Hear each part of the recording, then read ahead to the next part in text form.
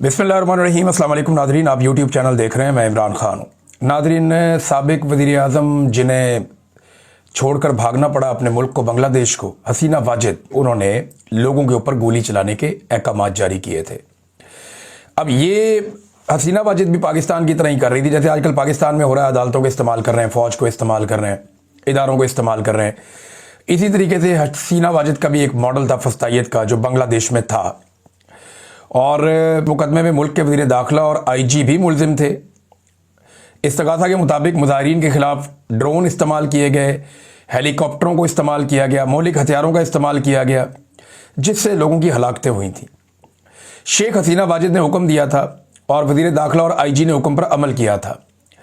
लेकिन IG जो है वो सुल्तानी गवाह बन गया कि जनाब मैं तो इनके कहने के ऊपर ये काम किया है। सज़ा हुई, IG को माफ़ी मिल गई, हसीना वाजिद को सज़ा हो गई। और 3 इल्ज़ामात हसीना वाजिद पे अब तक जो लगे हैं, उनमें से 2 पर सज़ाए मौत और 1 पर उम्र कैद की सज़ा सुनाई गई है। और डॉक्टरों ने भी इसमें बयानात कलम बंद करवाए हैं। बहुत सारे लोग जो गोली चलाने वाले, ऐनी शाहिदीन, तहरीक जो लोग चला रहे थे, एहतजाज वाली, उसके शुरका और डॉक्टरों समेत कुछ 54 अफराद हैं जिन्होंने इसके अंदर हल्फिया बयान जमा करवाए या गवाहियाँ दी हैं। अब नादरीन, एक बात आप याद रखें कि बांग्लादेश की मईशत बहुत अच्छी चल रही थी। मुआशी तौर पे बांग्लादेश को हसीना वाजिद ने काफ़ी मुस्तहकम किया था। फ़ौज को भी उसने मुकम्मल अपनी हमायत उसकी हासिल कर ली थी।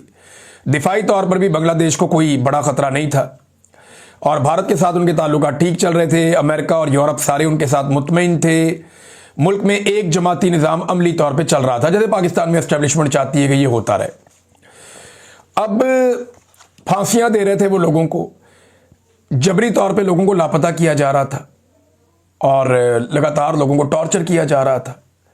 लेकिन फिर एहतजाज शुरू हो गया। अब मामला ये है कि पाकिस्तान के अंदर कुछ लोग ये बार बार कहते हैं कि नहीं नहीं, पाकिस्तान में कुछ नहीं होना, और इसमें कुछ हमारे जो दानिशवर हैं जो बददियानती करते हैं, उन्हें ये बददियानती नहीं करनी चाहिए। वो बार बार कहते हैं पाकिस्तानी कुछ नहीं कर सकते, यहाँ कुछ नहीं हो सकता, इमरान खान को जो है वो भी फौजी बूट के तस्मे के साथ लटक जाना चाहिए, ये यहाँ पे दानिशवर कहते हैं। जैसे नवाज शरीफ साहब ने फौजी बूट का सहारा लिया, जैसे जरदारी साहब ने जो है वो मिलिट्री एस्टेब्लिशमेंट का सहारा लिया, बिलावल, बाकी सारे, मरियम, सारे जो करते रहे हैं, तो जो पाकिस्तान के दानिशवर है वो कहते हैं इमरान खान भी वही करे। लेकिन इमरान खान ने रास्ता डिफरेंट लिया इस दफ़ा। इमरान खान साहब की सियासत जो है वो उस तरह नहीं है कि आप ये कहें कि उनकी पहले दिन से सियासत बड़ी शानदार है। गलतियाँ सबसे होती हैं और इमरान खान साहब ने अपनी गलतियाँ खुद मानी है और किसी ने नहीं मानी। और उन गलतियों से सीख कर अब वो कह रहे हैं जी कि मैं उस तरह नहीं मुल्क चलने दूंगा जैसे ये लोग हमेशा से ज्यादती करते आए। बहरहाल हसीना वाजिद ने इतना कुछ करके दिया, लेकिन उसके बावजूद हसीना वाजिद का अंजाम बड़ा खौफनाक हुआ है। तो पाकिस्तान में भी तो गोली चली है और गोली चलाने का हुक्म किसी ने तो दिया है। अब ये जिसने भी गोली चलाई है और जिसने गोली चलाने का हुक्म दिया है, ये फंसेंगे। और याद रखें, ऐनी शाहिदीन भी आज जिंदा है, मौके के ऊपर जो मीडिया वाले मौजूद थे वो भी आज जिंदा हैं, बाकायदा वीडियोस भी मौजूद हैं, ऑडियोज भी मौजूद हैं। अस्पतालों के अंदर जिन डॉक्टरों ने जख्मियों को और लाशों को देखा है वो भी आज जिंदा है। तो ये मामला दबेंगे नहीं, ये आज नहीं तो कल सामने आएंगे। पाकिस्तान के अंदर फसाइयत चल रही है। हसीना वाजिद ने भी सारे सियासी मुखालिफिन को जेलों के अंदर बंद किया हुआ था। आज इमरान खान साहब जो हैं उन्हें कैद तन्हाई में डाल दिया गया और प्रैक्टिकली ये हो गया। देखें, इससे पहले हम ये बात कर रहे थे कि अक्टूबर के एंड में और नवंबर के महीने में पाकिस्तान के army chief field marshal Asim Munir को ये सूट नहीं करता कि इमरान खान साहब पब्लिक से बात करते रहें, और ये उन्हें परेशानी का बायस बनता है क्योंकि वो अंदर से एक बड़ा सख्त स्टेटमेंट दे देते हैं। तो मैंने आपको ये कहा था कि जब तक के एक्सटेंशन के मामलात और बाकी मामलात जो आर्मी चीफ के हैं वो मुकम्मल तौर पर हल नहीं हो जाते, तब तक इमरान खान साहब को कैद तन्हाई में भी डाला जा सकता है। और अब वही हुआ। लगातार इमरान खान साहब से मिलने की उनकी फैमिली कोशिश कर रही है, उनके लोग कोशिश कर रहे हैं, वकला कोशिश कर रहे हैं, जो इमरान खान साहब की पॉलिटिकल पार्टी है उसके लोग कोशिश कर रहे हैं। सुहेल अफरीदी हर दफ़ा जाता है, लेकिन मुलाकात इमरान खान साहब की नहीं करवाई जा रही। उन्हें एक कैद तन्हाई में अमली तौर पर डाल दिया गया है। जिसका खतरा था, जो बात हम कर रहे थे, वही इमरान खान साहब के साथ की गई है। अब नादरीन, इस वक्त एक मैं आपके सामने ज़रूर रखना चाहूँगा। अंसार अब्बासी साहब ने लिखा, जो लिखते हैं वो तो आप सब जानते ही हैं। आजकल अंसार अब्बासी साहब जो हैं वो एक वो काम कर रहे हैं जो इससे पहले हमारे कुछ और दोस्त करते थे, फिर कुछ और दोस्त करते थे। डाकिया का काम ही कर रहे हैं एक तरह से। वो जो एस्टेब्लिशमेंट उन्हें बताती है वो लाके दे देते हैं, बताते हैं कि जनाब अब ये वाला जुल्म होने लगा है। जब वो जुल्म हो जाता है वो कहते हैं देखा मैंने पहले नहीं कहा था ये वाला जुल्म होगा।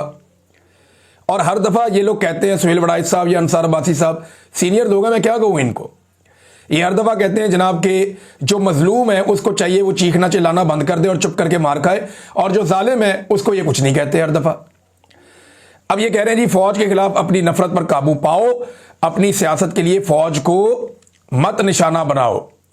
ये अंसार अब्बासी साहब ने लिखा पाकिस्तान तहरीक इंसाफ के ऑफिशियल सोशल मीडिया को। तो अंसार अब्बासी साहब मैं आपसे अर्ज करूं, ये तो आपने बहुत बारीक काम कर दिया।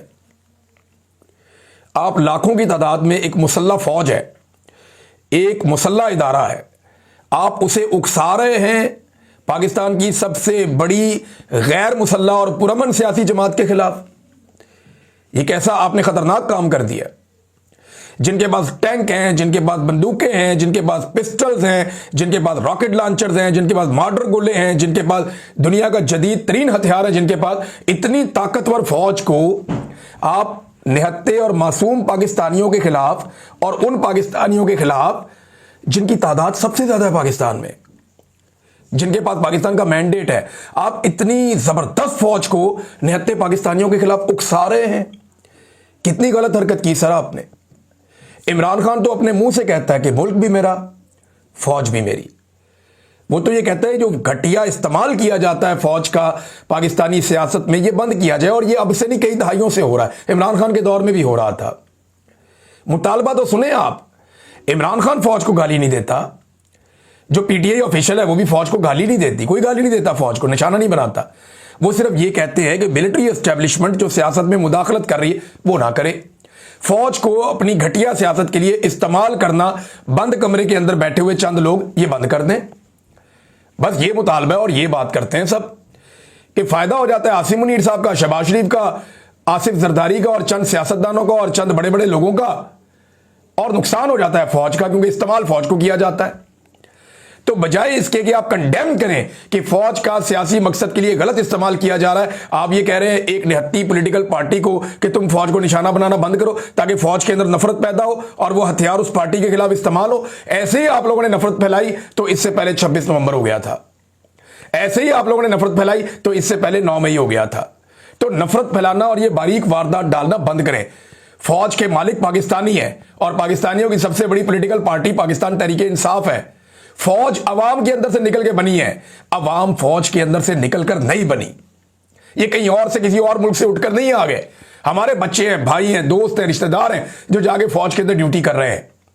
हम इनको गलत इस्तेमाल नहीं होने देना चाहते, ये पूरा पाकिस्तान कह रहा है और इमरान खान भी यही कह रहा है। तो आप ये सिर्फ PMLN को फायदा देने के लिए या मिलिट्री एस्टेब्लिशमेंट के वो लोग जो आजकल बेनिफिशियरी हैं इस सारे खेल के, उनको मैंने नाम लिए उनको फायदा देने के लिए आप फौज को पाकिस्तान की सबसे बड़ी पॉलिटिकल पार्टी के खिलाफ ये बयानिया बना रहे हैं। आप इसका देखें, इमरान खान अपने मुंह से कहता है, कल शायद कोई कहने वाला भी ना मिले और शायद अगर कोई कहे तो लोग उसकी बात भी ना माने। जब इमरान खान कहता है मुल्क भी मेरा, फौज भी मेरी, लोग सुनते हैं उसकी बात। और आप दीवार के साथ लगा रहे हैं एक इदारे को भी और पाकिस्तान की सबसे बड़ी पॉलिटिकल पार्टी को भी। ये कार्रवाई डल रही है और कुछ नहीं हो रहा। नाज़रीन, मेरी 2 बड़े सीनियर ऑफिसर्स हैं, उनसे बात हुई है और बड़ी खौफनाक इंफॉर्मेशन मुझे मिली है। वो इंफॉर्मेशन मैं आपको भी देता हूं, लेकिन पहले अल्लामा राजा नासिर अब्बास साहब और दीगर जो तहरीक तहफ़्फ़ुज़ आईन पाकिस्तान के लोग हैं वो मीडिया से बात कर रहे थे। मैंने देखा मीडिया के वो लोग जो अलीमा खानम पर भी अटैक करते थे और उनको निशाना बनाते थे, यानी एक ऐसी गैर सियासी खातून पे अंडा फेंकना या उनको अपने सवालात में उलझा कर परेशान करना, ये तो आसान है ना, गैर सियासी खातून है। लेकिन सामने अगर अल्लामा राजा नासिर अब्बास साहब खड़े हों या महमूद खान अचकज़ई खड़े हों या असद कैसर खड़े हों तो फिर आप नहीं कर सकते। इन्होंने धोखे रख दिया और अल्लामा साहब ने भी और दीगर लोगों ने भी, उन्होंने बड़ा क्लियरली अपना स्टांस जो है वो सामने लाकर रखा। जवाब दिया अल्लामा साहब ने कि कहो तुम भी कि लोटों और आइन में तरामीम कराने वालों पर लानत।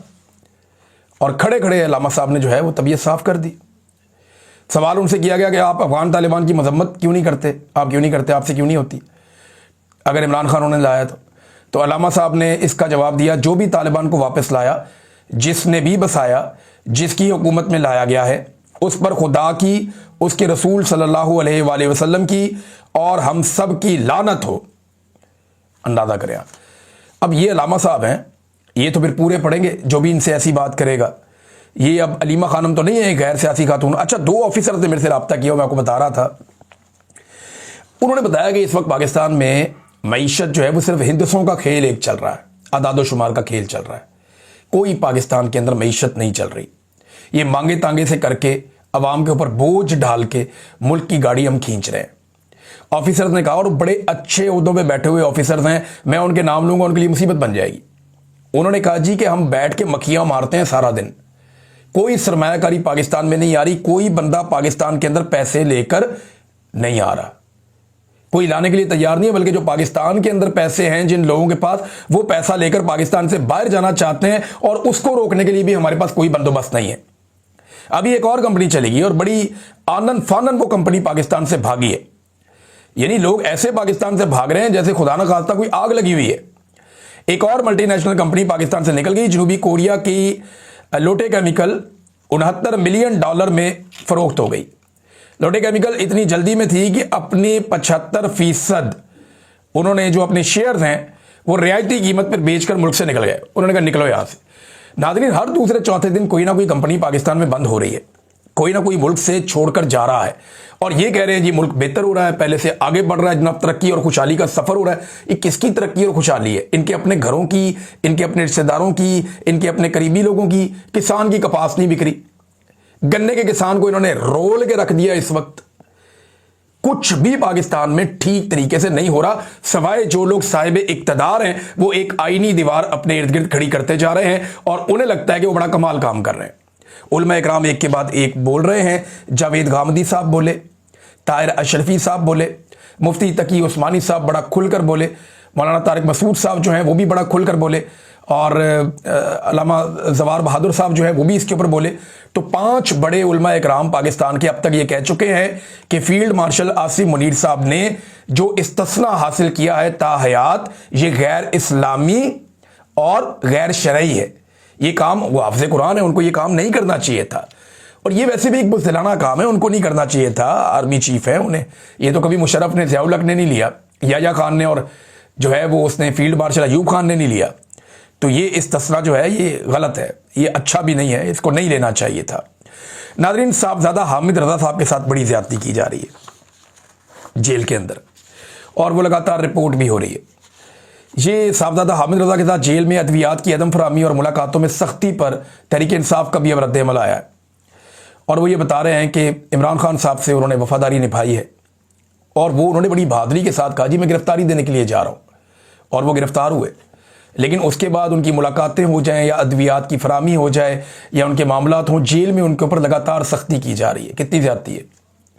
मुझे उनके कुछ जानने वाले लोगों ने रब्ता किया, उन्होंने कहा जी कि साहबजादा हामिद रज़ा साहब जो हैं उन्हें जेल में परेशान किया जा रहा है और उनसे एक सियासी किस्म का इंतकाम लिया जा रहा है। कोशिश ये की जा रही है कि वो इमरान खान के खिलाफ हो जाए या उन्हें इमरान खान के खिलाफ इस्तेमाल किया जा सके। तहरीक इंसाफ ने मुतालबा किया कि साहबजादा हामिद रज़ा को जेल में दरकार तिब्बी और कानूनी सहूलियात फराहम की जाएँ, अहले खाना और वकला के साथ मुलाकात के लिए मुनासिब और आज़ादाना माहौल मुहैया किया जाए और उनकी अपीलों की फौरी और मुनसिफाना समाअत को यकीनी बनाया जाए, इंसाफ के तकाजे भी पूरे किए जाएँ। तो साहबजादा हामिद रज़ा साहब एक बड़े अरसे से मुश्किल वक्त देख रहे हैं, उनकी पूरी फैमिली देख रही है, तो अब एकदम एक और मुश्किल का पहाड़ उन पर टूटा है। नाज़रीन, पाकिस्तान पीपल्स पार्टी से जैसा कि वादा किया गया था, जैसा कि पाकिस्तान पीपल्स पार्टी जो है उसके साथ ये वादा किया गया था कि 27वीं आईनी तरमीम के बाद आप आज़ाद कश्मीर में अपना वज़ीर आज़म बना लें। और अब जो एस्टेब्लिशमेंट का वज़ीर आज़म था वहाँ पे चौधरी अनवारुल हक, वो फारिग हो गया। और मैं एस्टेब्लिशमेंट का इसलिए कह रहा हूँ कि खुद PMLN के लोगों ने कहा हुआ है। और अब उसके बाद जो है वो पाकिस्तान पीपल्स पार्टी का फैसल मुमताज़ वो वहाँ पे बन गया वज़ीर आज़म आज़ाद कश्मीर। तो पीपल्स पार्टी को एक और तोहफ़ा दे दिया गया है। एक तोहफ़ा तो PMLN को भी मिला। PMLN का आपको पता है एक बंदा पकड़ा गया था और ये वो बंदा पकड़ा गया था जिसके बारे में खबर आई थी कि इकबाल संघेड़ा, इसका ताल्लुक जो है वो ख्वाजा आसिफ के साथ, और ख्वाजा आसिफ साहब की बड़ी उलझन और बेचैनी के बारे में भी खबरें आती रही थी। तो ये इकबाल संघेड़ा भाग गया जनाब, और इसके भागने की कहानी भी बहुत अजीब है। करप्शन इल्जाम में गिरफ्तार साबिक ADCR, ये ब्यूरोक्रेट था सियालकोट में, और सियालकोट ही ख्वाजा आसिफ का आपको पता है। इकबाल संगेड़ा रावलपिंडी पुलिस की हिरासत से फरार हो गया। पेशी के बाद वापस जाते हुए ये लाहौर जा रहा था। मुलजिम का भाई अपने साथियों के हमरा पुलिस की हिरासत से उसे लेकर फरार हो गया, आप अंदाजा करें। और अजीबोगरीब बात बताऊं मैं आपको, इसमें अजीबोगरीब कहानी ये है कि 13 नवंबर को मोटरवे सर्विस एरिया से चकमा देकर ये भागा, यानी 13 नवंबर को इसको भगाया गया मोटरवे सर्विस एरिया से 13 नवंबर को, और 15 नवंबर तक पुलिस एहलकार ने बताया ही नहीं। आप अंदाजा करें इस एहलकार को कितना पैसा दिया गया होगा या किस तरीके से ये सारा खेल मैनेज किया गया होगा। अब तक तो ये बंदा मेरे ख्याल में पाकिस्तान से बाहर भी अगलों ने निकाल दिया होगा, निकालने वालों ने। तो कहानी ये है कि 15 नवंबर तक पुलिस एहलकारों ने बताया नहीं कि जरा बंदा भाग गया, बंदा किधर गया। और जब बताया तो तीसरे दिन जो है वो इसका मुकदमा दर्ज किया गया और गुज़िश्ता रात को खबर बाहर निकाली गई। अंदाजा करें नाज़रीन, ये हालात है। हो सकता है पकड़ा जाए पाकिस्तान में कहीं, ब्यूरोक्रेट है और ऐसा छुप तो नहीं सकता, हो सकता है पाकिस्तान से बाहर कहीं निकल जाए। ख्वाजा आसिफ साहब के साथ इसके मुबैना तौर पे ताल्लुकात बताए जाते हैं और ये पुलिस की हिरासत से निकलकर भाग गया। आप सोचें कि पाकिस्तान तहरीक इंसाफ की कुछ छोटी मोटी खातून किसी जगह पे रैली निकाल दे तो पूरे पाकिस्तान के मीडिया में रोला पड़ जाता है। PTI का झंडा उठा के कोई बंदा कोई एक नाका क्रॉस कर जाए तो पाकिस्तान में दहशतगर्दी के मुकदमा दर्ज हो जाते हैं। ये एक ब्यूरोक्रेट पुलिस की हिरासत से भाग गया और आपको 4 दिन पता ही नहीं चला। तीसरे दिन जाके उसने एहलकार ने बताना गवारा किया कि ये नस गया मेरे को। ये मुमकिन है, कुछ सोच सकता है कि SP को पता ना चले, SHO को पता ना चले, जहां से गिरफ्तार है वहां लाके देखे तफ्तीशी को पता ना चले, ये मुमकिन ही नहीं है। ये सब कहानी है, ये सब ड्रामा है और ये खेल खेला गया है। हम सब जानते हैं कि ये 2 लोगों की आपस की लड़ाई है और उसके बीच में ये खेल चल रहा है और इसके किरदार जो हैं वो इस वक्त सारे के सारे हुकूमत के अंदर बैठे हुए हैं। नाज़रीन, वकला की जो तहरीक है वो आहिस्ता आहिस्ता अब शुरू हो रही है। वकला मोमेंटम पकड़ रहे हैं, भाग दौड़ कर रहे हैं, हल्की फुल्की जो है वो उनकी तहरीक के अंदर मोमेंटम आना शुरू हो गया है। साथ में पाकिस्तान तहरीक इंसाफ या तहरीक तहफ़्फ़ुज़ आईन पाकिस्तान, उन्होंने भी जुम्मे को यौम स्याह मनाने का ऐलान कर दिया है। और कराची के अंदर हमने मनाज़र देखे, हमने पेशावर में मनाज़र देखे वकला के एहतजाज के, अब सुप्रीम कोर्ट के बाहर भी वो एहतजाज का ऐलान कर रहे हैं। तो तहरीक तहफ़्फ़ुज़ आईन पाकिस्तान फ्रंट फुट पे आई है। ख्वाजा साद रफ़ीक जो इस वक्त हुकूमत का हिस्सा है और हुकूमती जमात का हिस्सा है, उन्होंने चंद बातें की हैं इन जजेस के बारे में जिन्होंने इस्तीफे दिए हैं, यानी जस्टिस अतर अमानुल्लाह, जस्टिस सैयद मंसूर अली शाह और उनके अलावा एक और मुअज़्ज़िज़ जज, यानी 3 जजेस ने इस्तीफे दिए। और इन 3 जजेस के हवाले से जस्टिस शम्स महमूद मिर्ज़ा के बारे में भी उन्होंने बात की। उन्होंने कहा बहुत अच्छे जज हैं तीनों, ओवरऑल इनकी बड़ी अच्छी रेपुटेशन है और तीनों जजेस ने बड़ा अच्छा काम भी किया। माजी में इन जजेस ने PMLN को भी बड़ा इंसाफ दिया हुआ है, बल्कि इस हद तक इंसाफ दे दिया कि नवाज शरीफ को स्टाम्प पेपर के ऊपर पाकिस्तान के बाहर भेजने में भी इन्हीं जजेस में से एक ने किरदार अदा किया हुआ है। तो अब ख्वाजा सादर भी कह रहे हैं वैसे तो ये बड़ा मज़ा आ रहा है और चीज़ें जो आप इसको एंजॉय कर सकते हैं, यानी PMLN जो मर्जी इसमें करता रहे, लेकिन वो ये कह रहे हैं इन जज साहबान के इस्तीफों पर मुझे दिली अफसोस हुआ है। और आप धड़ेबंदी कहें इसको, सियासत की ऐनक से देखा जाए तो बड़ा सुहाना आपको दिखाई देता है, लेकिन गैर जानिबदारी से अगर आप इसे देखें तो ये इस्तीफे पाकिस्तान में आइन, इंसाफ, कानून और जमहूरियत की बालादस्ती का ख्वाब देखने वाले हर फर्द के लिए लम्हा फिक्रिया हैं।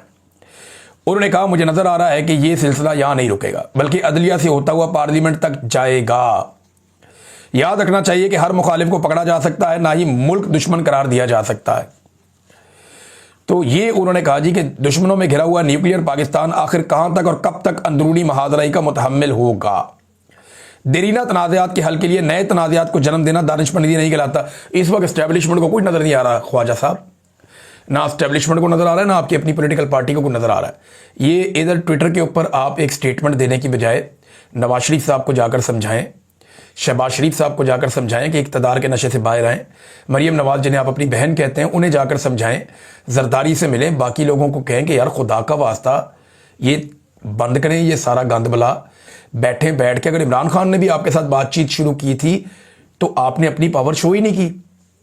इमरान खान की एक वहां पे एक जूनियर ऑफिसर मुलाकातें बंद करवा देता है, आप बेबस होकर बैठ जाते हैं। आपका प्राइम मिनिस्टर कहता है पूछ के बताता हूं। अगर आप सारे इकट्ठे होकर ये कहें जी हमने बातचीत करनी है तो तहरीक तहफ़्फ़ुज़ आईन पाकिस्तान के लोगों के साथ बातचीत करें, बैठें, कोई रास्ता निकालें, फौज को वापस बैरकों में भेजें। और ये जो मिलिट्री का एक किरदार है सियासत के अंदर, इसको ख़त्म करें, बाकी मसले पाकिस्तान के इलेक्शन के साथ साथ हल होते जाएंगे। तो ये ट्वीट करने से पाकिस्तान आगे नहीं बढ़ेगा, अमली तौर पे जिसने भी कुछ करना है उसको करना पड़ेगा। अब तक के लिए इतना ही, अपना ख्याल रखिएगा, अपने इस चैनल का भी। अल्लाह हाफ़िज़।